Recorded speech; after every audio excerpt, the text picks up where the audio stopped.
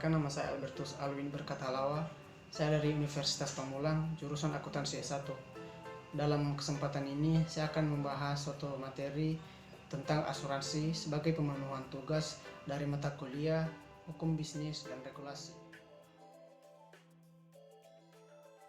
Menurut Kitab Undang-Undang Hukum Dagang atau KUHD, pasal 246 dinyatakan bahwa asuransi merupakan suatu perjanjian di mana penanggung mengikat diri kepada seorang tertanggung dengan menerima suatu premi untuk memberikan pergantian kepada tertanggung kepada suatu kerugian, kerusakan, atau kehilangan keuntungan yang diharapkan. Dalam asuransi, terdapat 4 unsur yang harus diperhatikan oleh pelaku usaha, yaitu 1.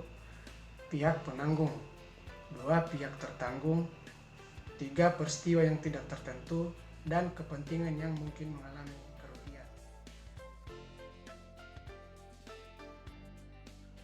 Asuransi memiliki 2 manfaat, yaitu manfaat secara umum dan manfaat secara khusus.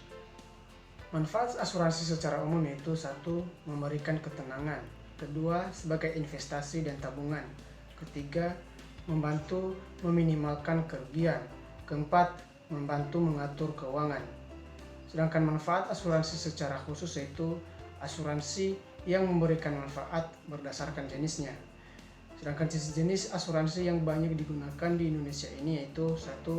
Asuransi kesehatan, asuransi jiwa, asuransi jaminan hari tua, asuransi pendidikan, asuransi properti, asuransi perjalanan, dan asuransi kendaraan bermotor. Terdapat beberapa elemen atau pihak yuridis dari suatu perusahaan asuransi, yaitu 1. Adanya pihak tertanggung atau pihak yang kepentingannya diasuransikan, 2. Adanya pihak penanggung atau pihak perusahaan asuransi yang menjamin akan membayar ganti rugi, 3. Adanya kontrak asuransi, dan adanya kerugian, kerusakan, atau kehilangan dalam hal ini ditanggung oleh tertanggung. 4. Adanya peristiwa tertentu yang mungkin akan terjadi, misalnya kebakaran dalam asuransi kebakaran. 5. Adanya uang premi yang dibayar oleh penanggung kepada tertanggung atau fakultatif.